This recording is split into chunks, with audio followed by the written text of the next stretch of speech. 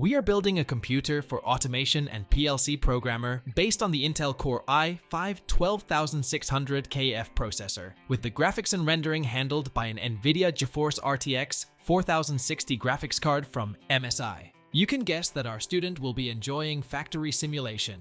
The computer will be equipped with 32 GB of RAM from Lexar, clocked at 3600 MHz. To ensure ample storage space, I've prepared two NVMe SSDs with a total capacity of 2 TB.